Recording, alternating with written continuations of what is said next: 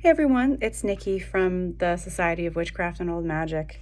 So I was having a discussion with some of my students today about the nature of uh, running your own business and receiving texts versus emails versus Facebook Messenger versus WhatsApp from clients and people professionally, with respect to your work.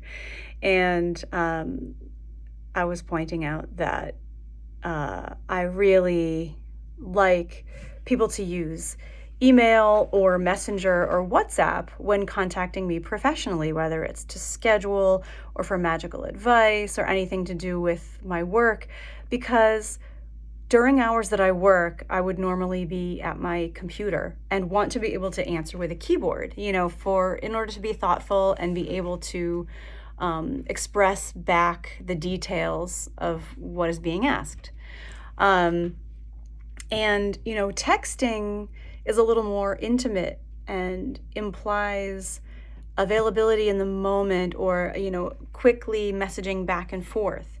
And that's fine and great for friends and family, because I might answer those things on the fly in the moment, outside of my working time. But, I was getting texts in the evening last night from a client, for example, and I'm not going to sit down and try to answer work-related stuff when I'm hanging out with my husband at the end of the night, So I was talking about that, and then we came upon the idea that there's a direct metaphor here with preferred types of communications with spiritual entities.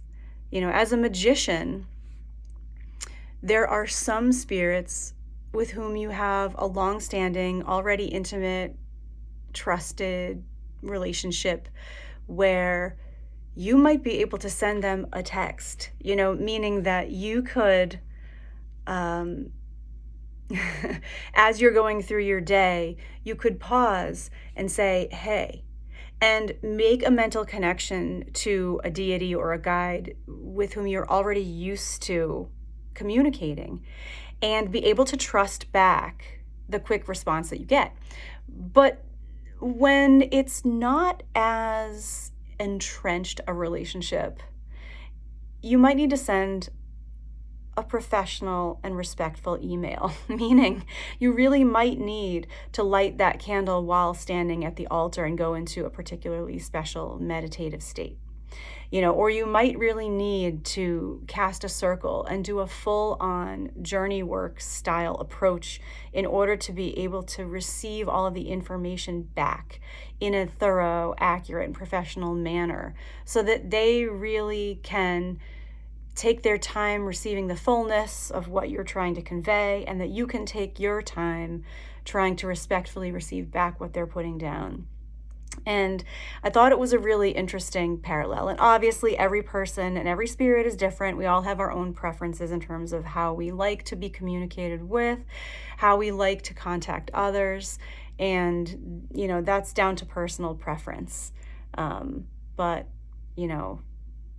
for me, I can see the direct correlation here with what I like to do and what I find respectful and working within my normal professional versus leisure time, and also how I might approach things with spirits too. So food for thought.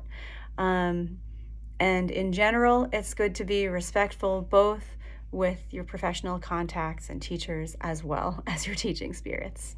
Blessed be.